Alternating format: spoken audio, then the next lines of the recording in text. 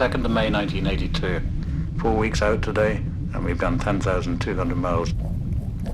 No external news updates for 24 hours now, though we're still surviving with all our communications problems.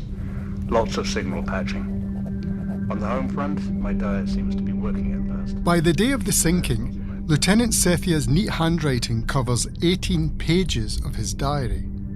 We've arrived at the entry that will be scrutinised intensely after the war. The entry that will cause the Prime Minister, Margaret Thatcher, so much trouble. And Sethia too. It's written in 2 sittings. The first after he comes off watch at 7:15 in the morning, 9 hours before the torpedoes. Well, they're not stupid. They spent the night meticulously paralleling the exclusion zone about 18 miles to the south of it. Frustrating. By the end of Sethia's first watch of the day, the Conqueror has been stalking the Belgrano for 40 hours, but it doesn't yet have permission to sink.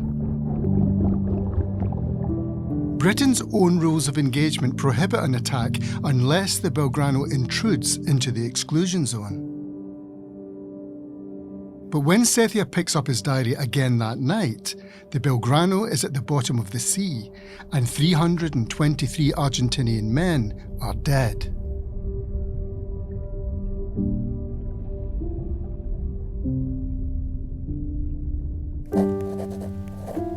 We fired 3 Mark 8 torpedoes at the Belgrano. The captain on the attack periscope was screaming out orders. 10 down, starboard 30, half ahead, 150 revs. Everyone was hysterical, shouting and cheering, and it became quiet only after 2 or 3 minutes. The little things in life seem relatively unimportant as the prospect of death becomes so real. A signal was received. Brandy is for heroes.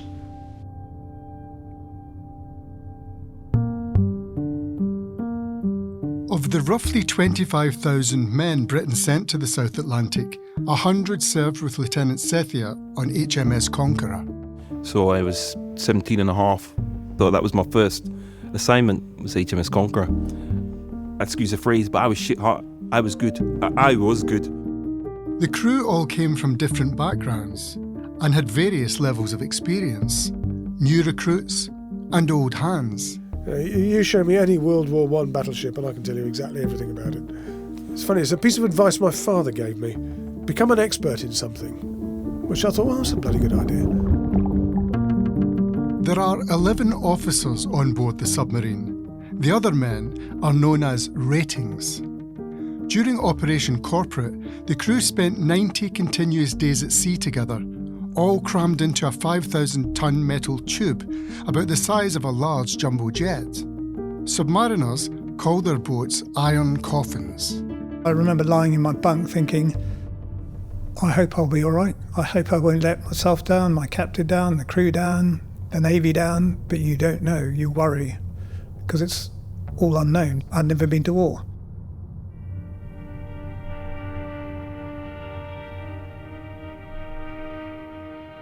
No one on the submarine had ever been to war. It's the one thing that all the men had in common. They'd all been on exercises before, but on the morning of May the 2nd, it was becoming clear that this was for real. There was a fear of how you would deal with it. That fear, to me, became a concern about what was going to happen to my family and my children if I died, if I was killed.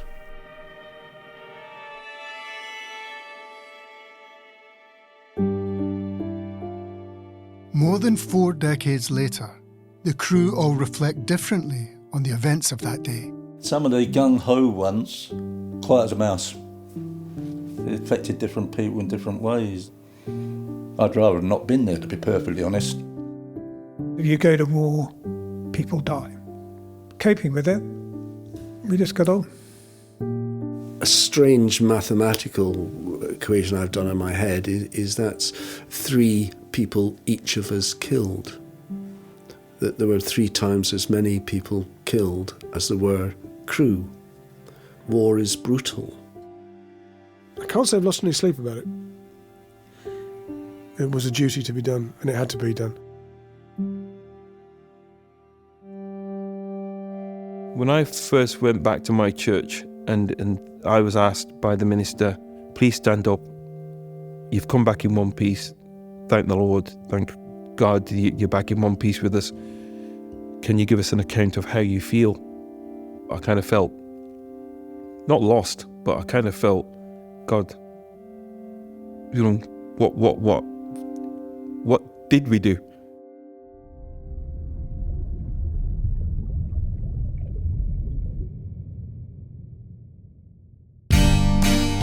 I'm Andrew O'Hagan, and from the London Review of Books, this is the Belgrano Diary.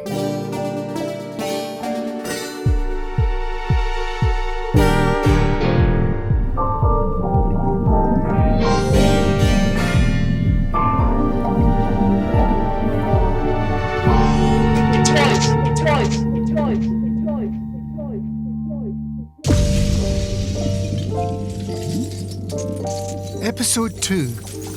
Gotcha!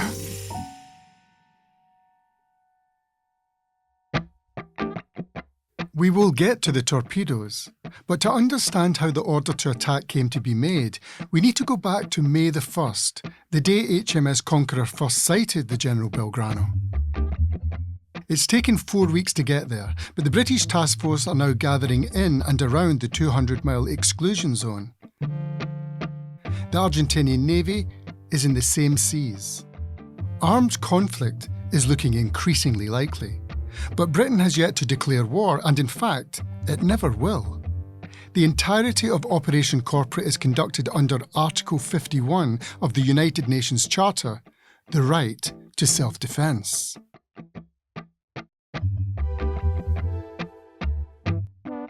On the diplomatic front, the American shuttle is officially dead in the water, but Britain's Foreign Secretary, Francis Pym, is back in Washington to explore any last possibilities for peace. Pym tells the world's press that, for now, Britain is planning no military action other than enforcing the exclusion zone. What we've done so far is to secure the total exclusion zone, and there's no other military action envisaged at the moment other than making that secure. Will Thatcher's war cabinet hold this line and wait for the Argentinian Navy to move into the zone, or will it loosen the rules of engagement? One man who is hoping for the latter is Rear Admiral Sandy Woodward, commander of the task force.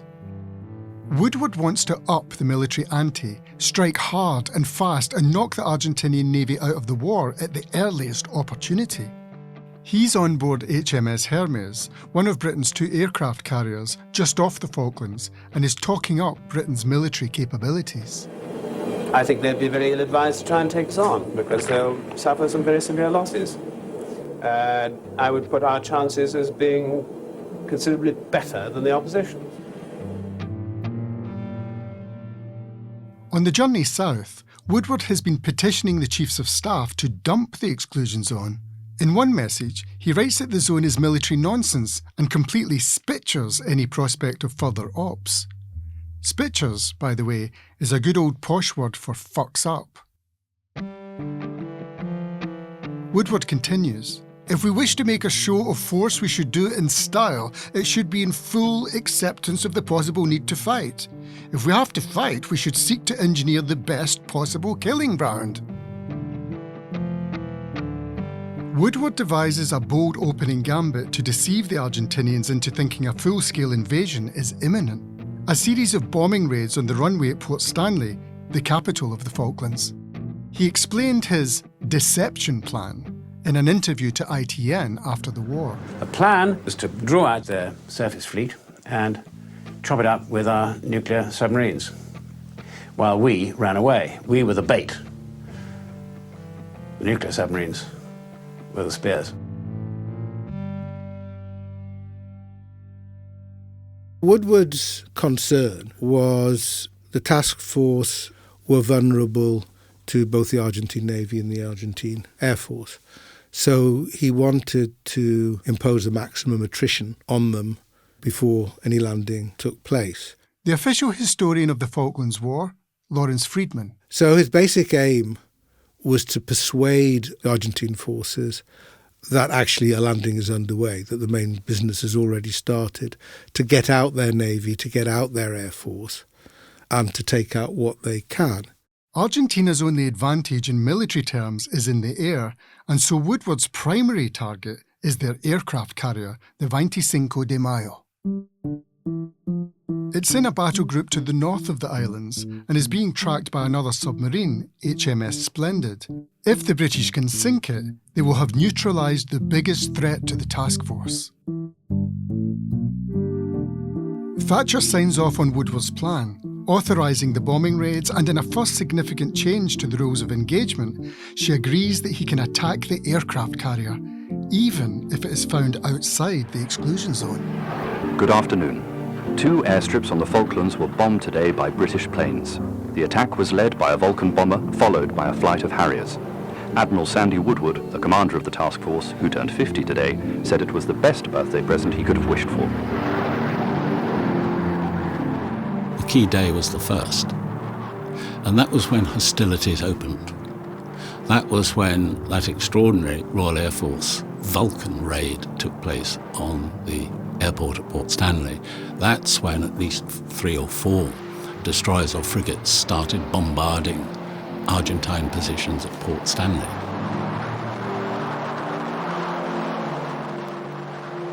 David Omand was private secretary to the Minister of Defence, John Knott. That then led to GCHQ deciphering a series of increasingly aggressive messages. So Admiral Lombardo, their admiral in charge of South Atlantic operations, he sent a sort of message to the whole Argentine fleet saying, I expect you to conduct a massive attack on the British fleet. Just to be clear, you'd intercepted these messages and they were known to you at the time? Yes. There were 3 messages. The timing of the battle plan was at sunrise on the 2nd of May, was when they had decided they would launch their attack. The Argentinian admirals have taken Woodward's bait. They think the British forces are about to land on the islands. Argentinian signals intercepted by Britain's intelligence gathering agency, GCHQ, reveal an attack order for the next day, a pincer movement on the British task force to take place at first light.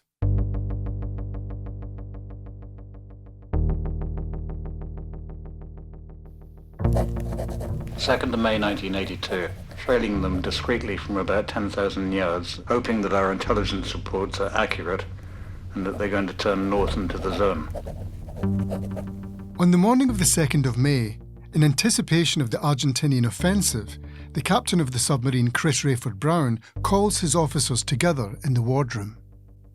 They expect the Belgrano to move north at any moment and need to decide which torpedo to use. They have a choice of 2 weapons, the modern Tigerfish Mark 24s. It was wire-guided, so you were in control of the torpedo all the time, except the wire kept breaking. It was not a very reliable weapon. That's the navigation officer, John T. Powis. The other option is the Second World War vintage Mark 8s, which had first gone to sea in the Royal Navy in about 1932, and we still had it. Why? Well, because it was a reliable, straightforward weapon. After a short discussion, the captain makes a call.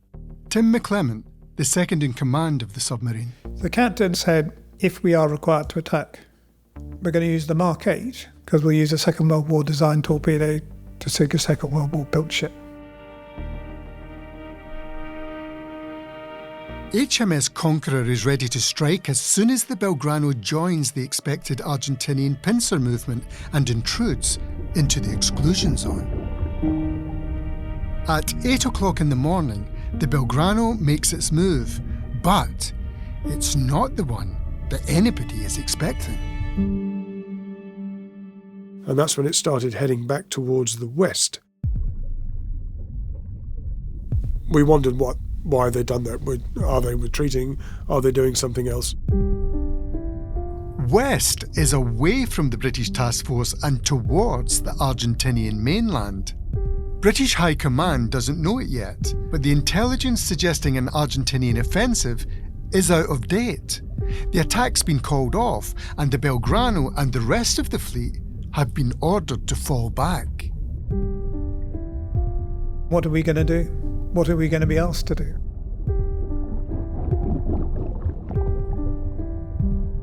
Just as the Belgrano starts to reverse course, Woodward makes a move of his own. His original plan is now redundant. The Argentinian ships aren't going to be drawn into the exclusion zone. There is no pincer movement. What's more, the task force has lost track of its primary target, the Argentinian aircraft carrier, but Woodward still has one ship in his sights. Here he is after the war, describing how he pushed the War Cabinet to change the rules of engagement again. I need Belgrano taken out. The normal process of asking for a major change in rules of engagement meant my writing about a page and a half of reasons. That being considered by the military staff at home, taken to the politicians and debated, no doubt, for rather too long. So I put the signal on the submarine satellite. Within minutes, it was wrenched off it by flag officer submarines back home, who realised I had no such authority and wasn't going to allow it, quite correctly. But it enlivened them to take it very quickly to London and say, Woodward really wants this permission.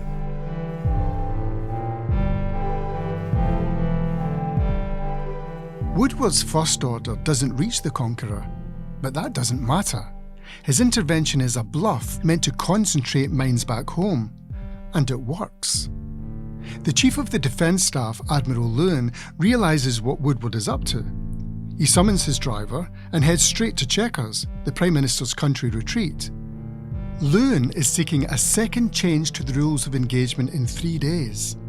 Permission to sink any Argentinian ship outside the exclusion zone, not just the aircraft carrier. Permission for all-out naval war. We were all at Chequers. Admiral Lewin briefed the Prime Minister and the other ministers from the War Cabinet before lunch, before the formal meeting of the War Cabinet. David Omand again. He explained that at that precise moment, a very anxious Admiral Woodward was expecting attacks by the carrier-borne aircraft, the Skyhawks. And that was the case that Lewin put forward. We've got to extend the rules of engagement to all the Argentine warships there might be. And it took 15, 20 minutes. Was there any resistance in that 20 minutes? None. None whatever. 20 minutes. Like one side of your average long play record. One member of the War Cabinet said it was the easiest decision they ever had to make. No written record exists, and we will never know exactly what was discussed. What we do know is what's decided.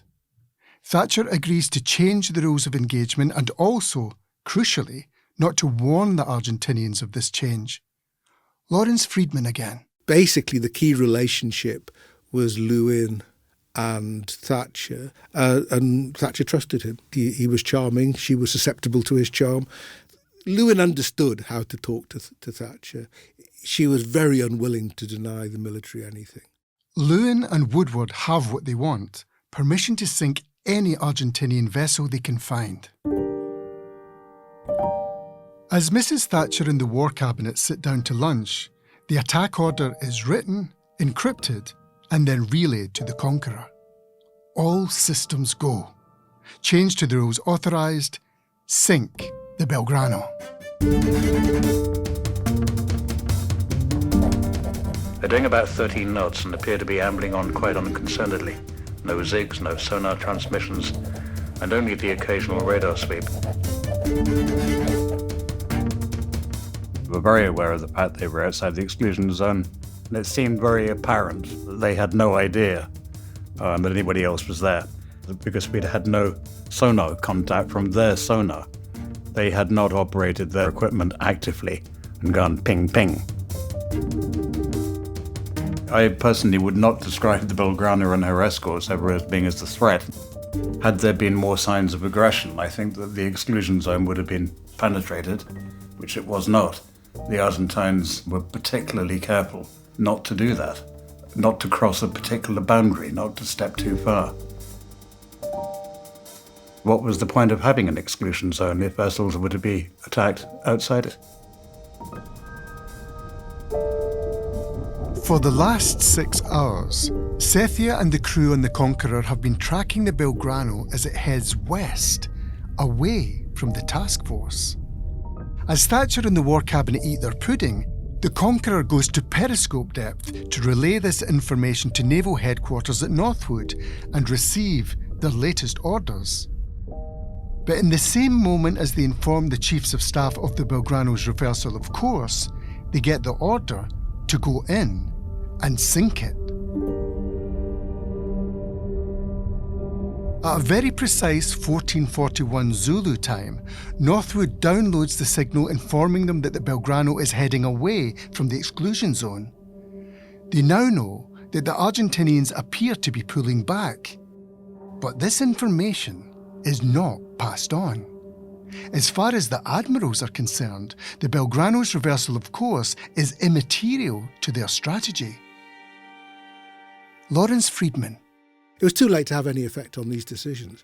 Woodward could see that the attack that he was anticipating hadn't happened, but it was irrelevant as far as they were concerned. It was irrelevant because part of their objective was to attrit the Argentine Navy. It wasn't simply because of the threat to the task force immediately imposed by the pincer movement. It was because they were thinking about a campaign of which this was one moment and more campaign was to come. So with Belgrano and Conqueror's sights, Woodward certainly would have been appalled if it had been let go, simply because it was sort of tracking the exclusion zone rather than in the middle of it. Woodward waits for news of a successful hit, but on the Conqueror, downloading and decrypting their orders is proving difficult. We were beleaguered by serious communication defects. That really was bad. Well, you're getting lots of corruptions and things like that. John Bysouth, the petty officer in charge of the radio shack and responsible for all signal traffic. So we had to basically download the signal, run it, and then we'd interrogate the satellite again. Sometimes it might mean 5, 6 signals before we actually got enough to piece each bit together. Just streams of paper tape. Naval Headquarters keeps broadcasting the signal. After 2 hours and numerous download attempts, the Conqueror's captain, Chris Rayford Brown, still doesn't know his orders. It came to a stage where Tim McClement acted as a go-between between me and Rayford Brown, because he was under pressure for the information and we was under pressure from him. And we couldn't do it any faster than what we were doing it, and things got very fraught at some stage, you know. Tim McClement. And I'd have 3/4 of one sentence, and then the next one I'd have 3/4 of the same sentence but in a different place. So I patched it all together, all on one piece of paper to prove I hadn't cut anything. I took it up to the captain. The captain, quite rightly, said, "Thank you, XO, navigator, go and do the same thing." Because the captain had to make sure. So Jonty went down and did the whole thing again, came back with, "I agree with the XO." Once we had that in our hand, we had permission to sink the Belgrano. So the captain then said to me, "Inform the ship's company, we'll go to action stations at 1400. Got on the main broadcast, said, "Do you hear the XO speaking? Someone will go to action stations to conduct an arcade attack against the Belgrano, hands to dinner." And it was roast pork on all the trimmings and apple crumble and custard. It was very tasty. I ate it all. No lumps in the custard.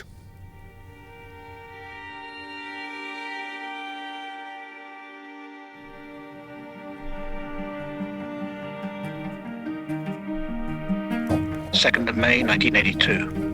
This afternoon, I knew what fear was. We received a signal authorizing us to sink the cruiser Belgrano, even though it was outside our exclusion zone.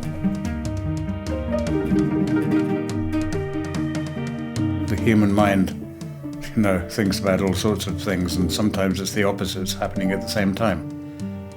Yes, I'm in the Navy. I love the Navy.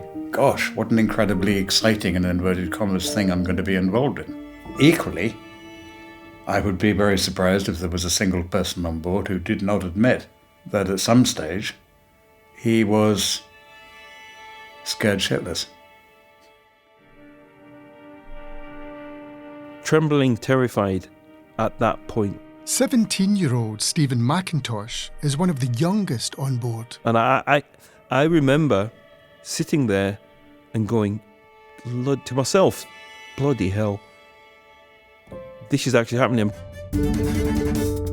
So I run down to the restroom where we were all watching a movie and saying, guys, it's happening. We've been given permission to engage. And they'd be like, we friggin' haven't. We have. Lieutenant Commander Chris MacDonald is the submarine's doctor. I think it was a gulp and a breath, deep breath of this is for real. There was fear in as much as an anxiety about what might happen. So, yeah, the adrenaline was most definitely working well.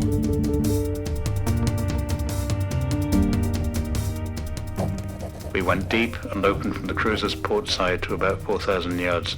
She was flanked by 2 destroyers. The tension in the control room was mounting steadily. And the first thing that I was asked to do by the captain was to slow the submarine down and to do what's called catch a trim, which is achieving the best neutral buoyancy of a submarine. So to keep a 4,500 ton nuclear submarine exactly on depth to the nearest inch if you could. The captain, he'd put the periscope up, quick all-round look, make sure everything's safe. He would then use the split image rangefinder by measuring the height of a known object on the target ship. And of course, every time he took one of those datum points, I would plot it on my local operations plot, and you could literally join the dots that you were getting a sensible track. I wander around all the different plots, making sure that we've got the best possible solution. Time meant nothing. We were just so focused on doing what we were trained to do. The Belgrano is a moving target, so they will fire 3 torpedoes in a slight arc to maximise the chance of a hit.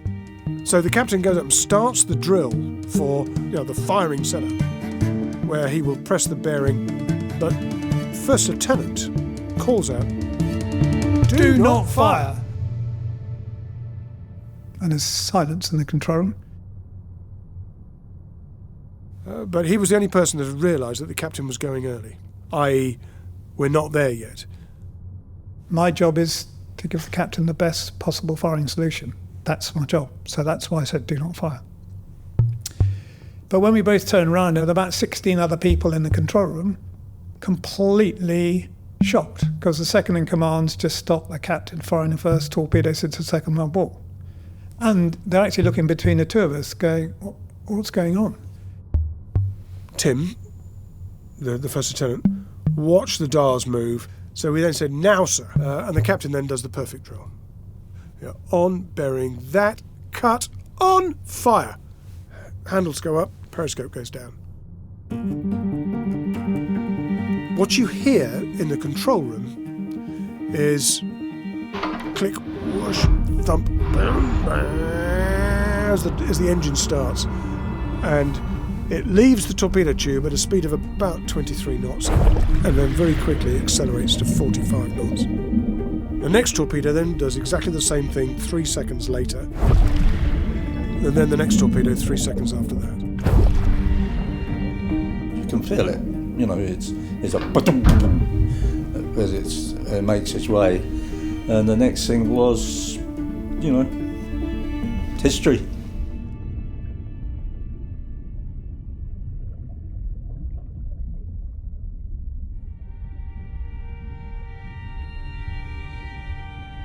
Up goes the periscope, and there's a huge fireball.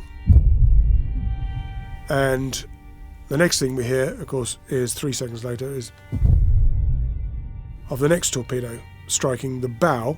There was then another thump.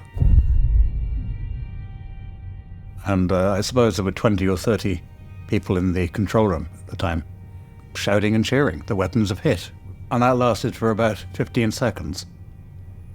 And for a couple of reasons. I think that after the 15 seconds of cheering and shouting, perhaps it sunk into people's minds, what have we just done? We all had our own thoughts. I can remember mine were, there were over 1,000 sailors on board the Belgrano. They're a long way from home. The seawater temperature is cold and there's a storm coming, which is why there was silence. One could have cut the atmosphere with a knife. The extraordinary thing was how it had changed within seconds, almost become a different world, mentally for all of us. And it was interesting to watch some people talk more quickly and authoritatively and determinedly, but others to look quiet, not tearful, but perhaps mentally tearful.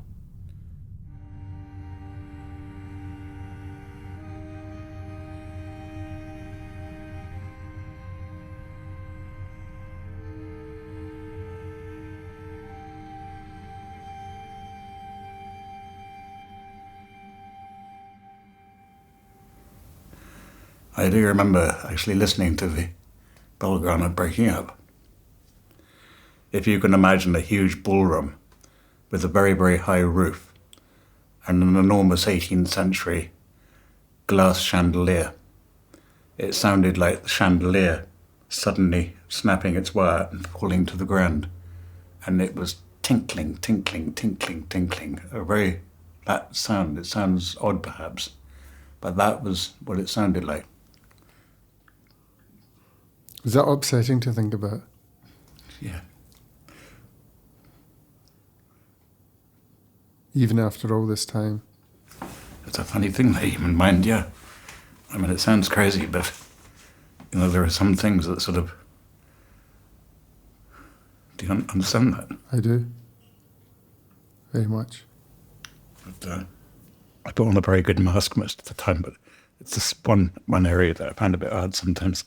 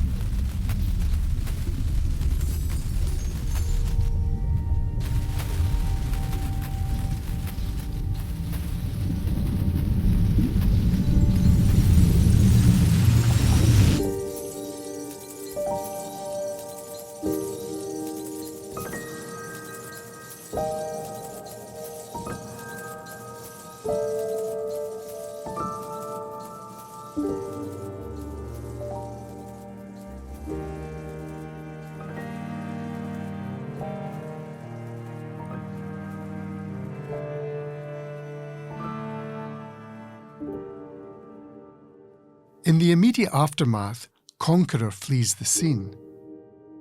After a couple of hours spent speeding away at depth, they come up to send the news of the attack back to Northwood.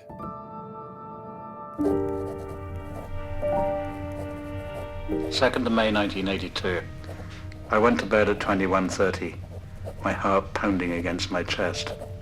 Every little noise made me start.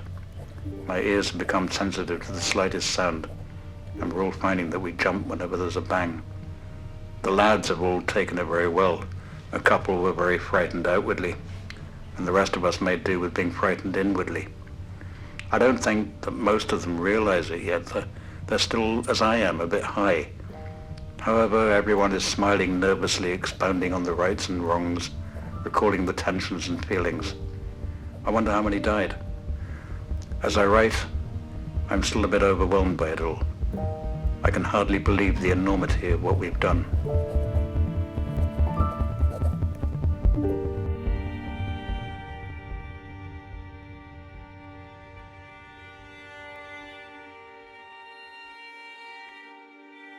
More than 1,000 sailors are on board the Belgrano when it's hit. The first torpedo strikes near the bow, but it's the second that causes the real damage, hitting the side of the ship. At least 200 men die in the initial explosion. The ship quickly fills with smoke. Freezing cold water rushes in. There is confusion as sailors try to work out what is happening. One of those on board was Santiago Belotho, a gunner and a 19-year-old conscript. When the torpedoes hit, I was in the dormitory.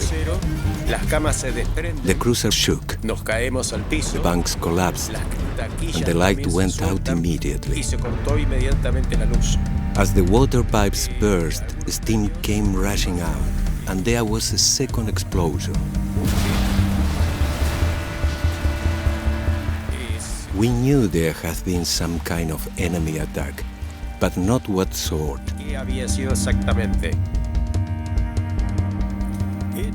Our first thoughts were for our crewmates, and we attempted to join them, although it was pitch black.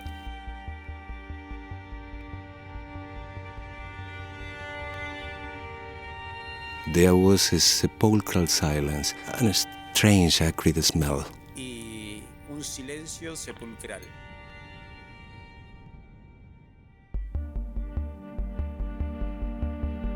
I'm interested in this question of how you handle the wounded. There must have been many wounded servicemen there. How did you deal with that?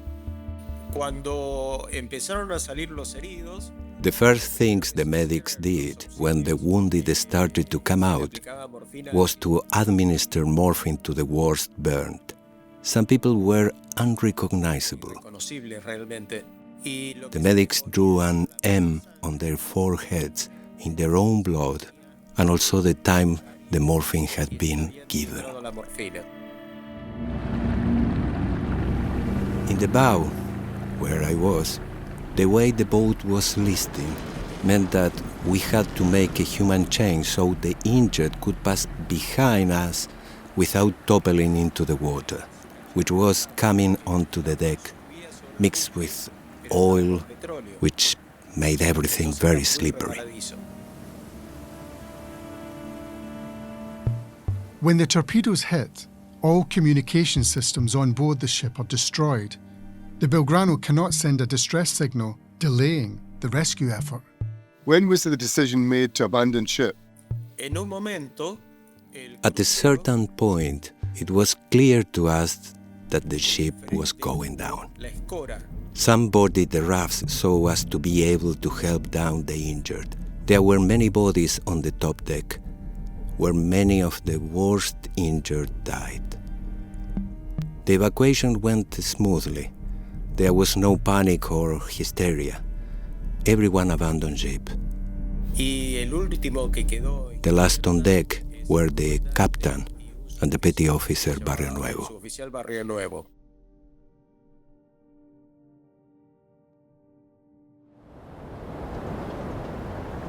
As the ship goes down, 800 men are evacuated in just 30 minutes.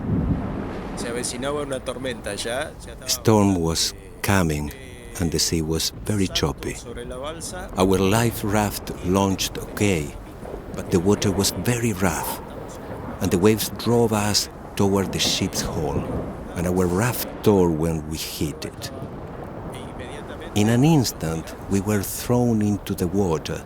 It felt like millions and millions of pinpricks all over your body.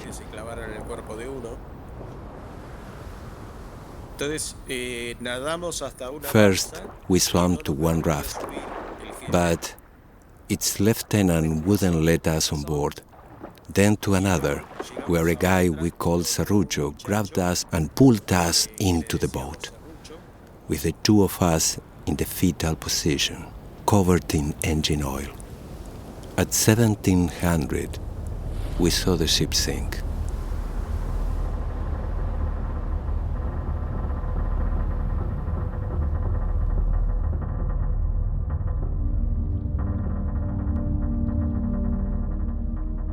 How does it feel to watch a vessel that you've served on for some time, which contains the bodies perhaps of colleagues, comrades of yours, go under the waves for the last time? That ship was our home. We'd been living on it, and we were asking ourselves who the dead were. What had become of the crewmates we hadn't seen abandon ship? There was a sad moment where one of the rafts, with many of my crewmates, around 20 of them perhaps, ended up beneath the anchor winch. The winch came loose and fell on them. It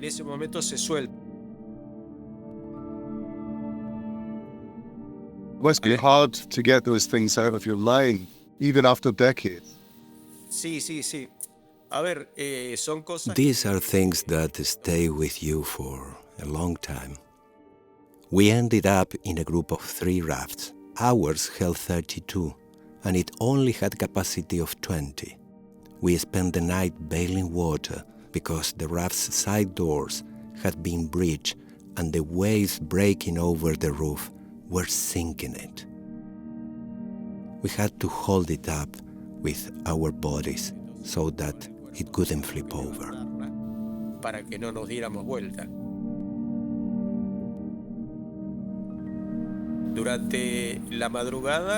A storm had picked up, and it was really something.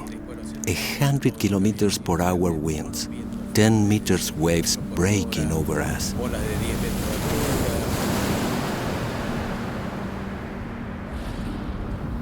And did you think, while you were in this overcrowded lifeboat in the roughest sea imaginable, that you would survive? Did you expect to survive? There were certainly moments when I didn't think I was going to make it. I had one crewmate held between my legs, hugging him with them. Another guy placed his back against the man's chest. We urinated on one another for the heat.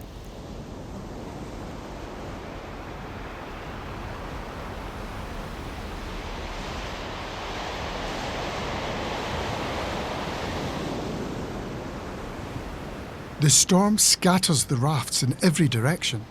It takes 5 hours for Argentinian command to send out a reconnaissance plane and realise that the Belgrano has sunk. Rescue ships are dispatched to look for survivors, and it's a full 24 hours after the attack that the first life raft is found. It takes a further 24 hours to find them all. At dawn, we were able to regain contact with the other rafts. Rescue vessels began to appear. A diver came alongside the raft and lashed it to the hull of the cruiser, while we rocked up and down on the waves. A pilot ladder was let down for us to clamber up.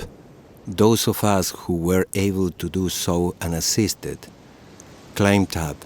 The others were hoisted up in a harness. The moment we hit the deck, all of us collapsed, cold and numb.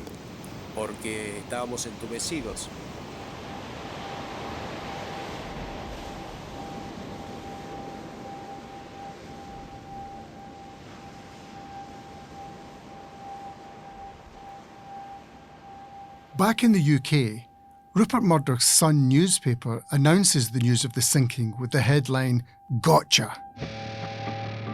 Our lads' whole cruiser, wallop. The Navy had the Argies on their knees last night. They torpedoed the 14,000-ton General Belgrano and left it a useless wreck. According to sources, Murdoch said that "Gotcha" was a bloody good headline. 3rd of May 1982. The shit has hit the fan. I slept very badly, dreaming of bombs and explosions. If we are hit, at least the end would be quick. I hope it was with the poor bastards on the Belgrano. We shall all be old men when, if, we get back home. If there was any doubt before, this is now most definitely a shooting war. The sinking of the Belgrano knocks the Argentinian Navy out of the conflict, but their Air Force are looking for revenge. 4th of May 1982. The first news of the day is not good. Sheffield had 3 air-launched Exocets fired at her. She's reported to be a floating hulk about 70 miles south of the Falklands. 43 hours after the attack on the Belgrano, an Argentinian fighter plane sinks the British destroyer HMS Sheffield, killing 20 crew. These are the first British casualties of the war. All the time, I'm waiting for the sound room to scream, torpedo, torpedo, torpedo.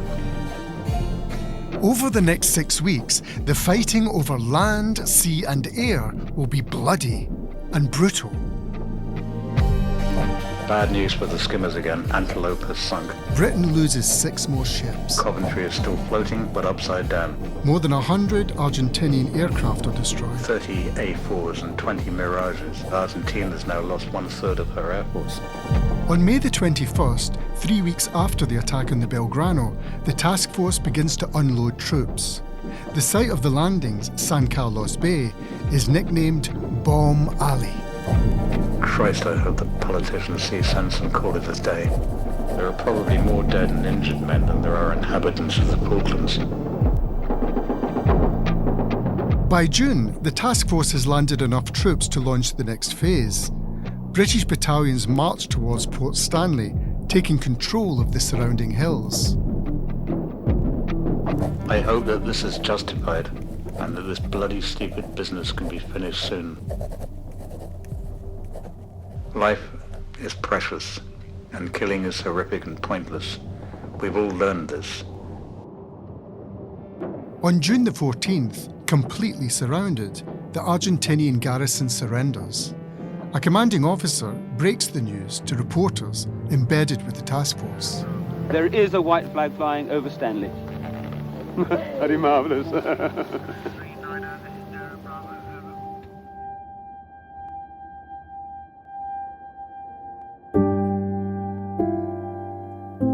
By the end of the war, 255 British servicemen are dead, 3 islanders, and 649 Argentinians. Half of those were on the Belgrano.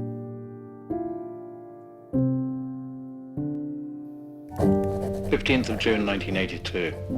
We've emerged as the only submarine to carry out an attack, though the press didn't seem to know our name, but doubtless will when we go sailing up the Clyde, flying the Jolly Roger. A great cheer went up all round when it was announced that we were finally going home.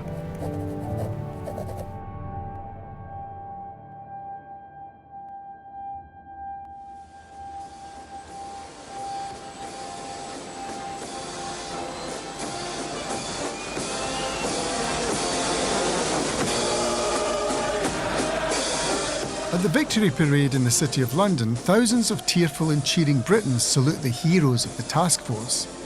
It isn't the Queen who takes the salute, it's Thatcher. Children out with flags, office workers. Mrs. Thatcher gives a wave to the crowd.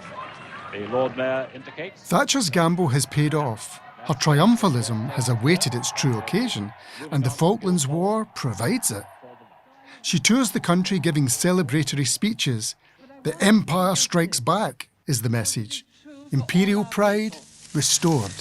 The spirit of the South Atlantic was the spirit of Britain at her best.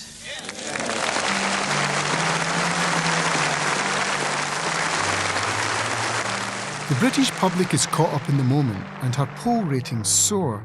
The Thatcher of high inflation and high unemployment, of riots in Brixton and Toxteth, of the lowest approval rating since the Second World War, is gone.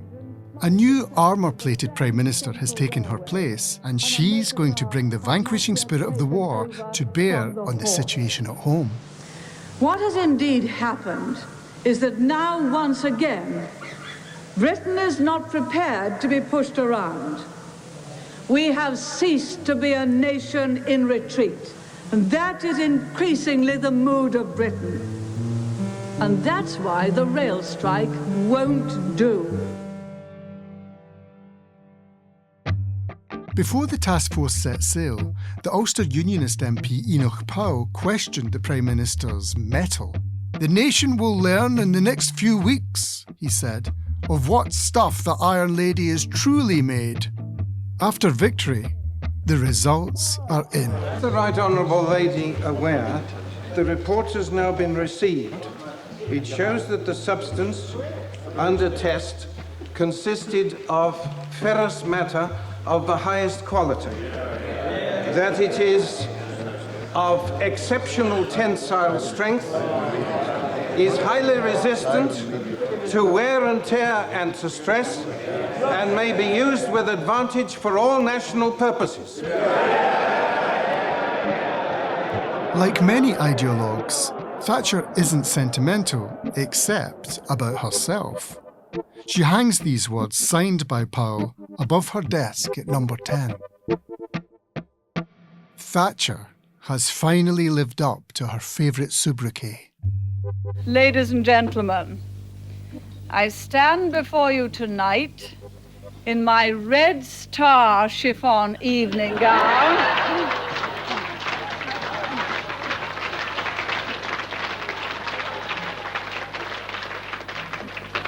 My face softly made up and my fair hair gently waved.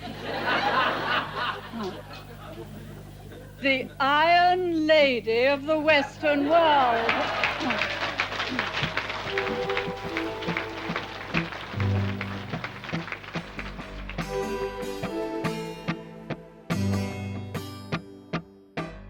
The story shifts now from the war to its aftermath and to the political controversy over the sinking, the Belgrano affair, as it came to be known.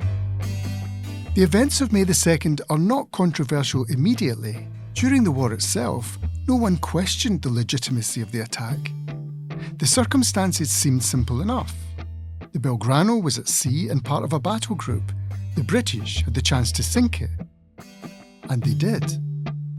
But after the fighting ends, amid all Thatcher's triumphalism and talk of iron leadership, questions do begin to be asked. The controversy to come will turn not so much on the act itself, but on the government's decision to give a false account of what happened. Statement, Mr. Secretary Knott. 2 days after the sinking, Defence Minister John Knott makes an official statement to Parliament. Mr. Speaker, I would like to make a statement about recent naval engagements in the South Atlantic. The problem with this statement is that it's inaccurate in every crucial detail. All John Knott's claims are contradicted by the account in Sethia's diary. The next day, on the 2nd of May, at 8:00 p.m. London time, one of our submarines detected the Argentine cruiser General Belgrano, escorted by 2 destroyers. Wrong. John Knott is suggesting the Belgrano was spotted only minutes before it was attacked. Sethia's diary shows that it had been detected 48 hours earlier and was followed until the moment it was sunk.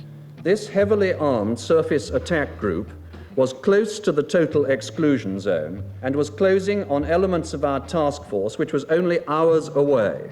The threat to the task forces was such that the task force commander could ignore it only at his peril. Wrong again. The Belgrano was not closing on the task force. It was heading in the opposite direction, towards the Argentinian coast, and had altered its course 11 hours before the attack. The actual decision to launch a torpedo was clearly a decision taken by the submarine commander, but that decision... No, it wasn't. The decision to sink the Belgrano wasn't made by the captain in the face of imminent danger.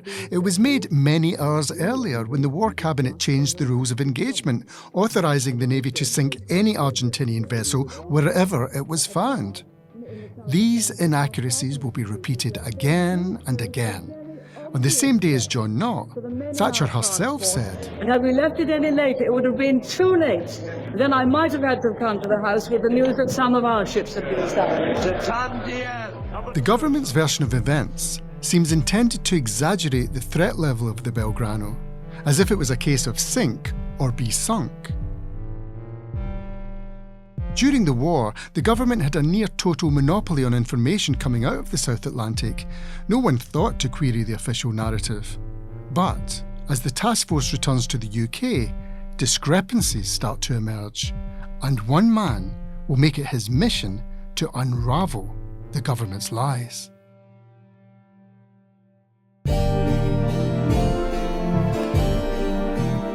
Next time on the Belgrano Diary. New and damning evidence is coming to the light of day. Members of the task force are beginning to talk.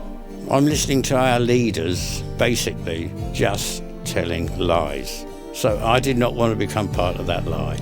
Mrs. Thatcher would always have been rattled by someone who was quoting a great deal of detail.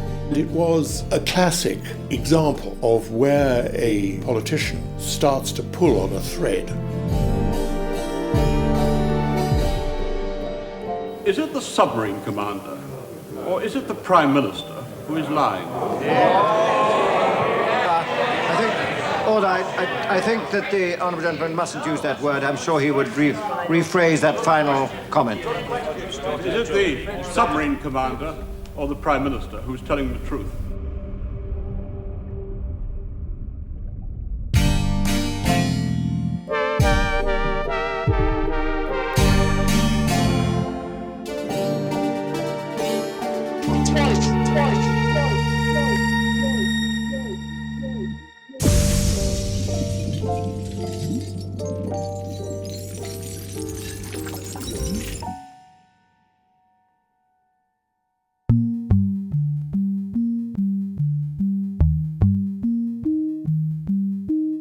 The Belgrano Diary is a production from the documentary team at the London Review of Books.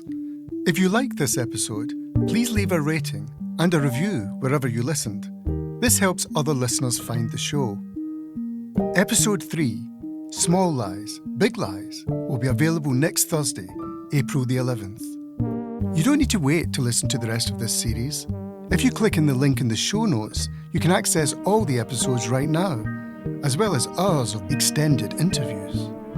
You can read a collection of the magazine's coverage of the Falklands War and the politics of the early 1980s on our website.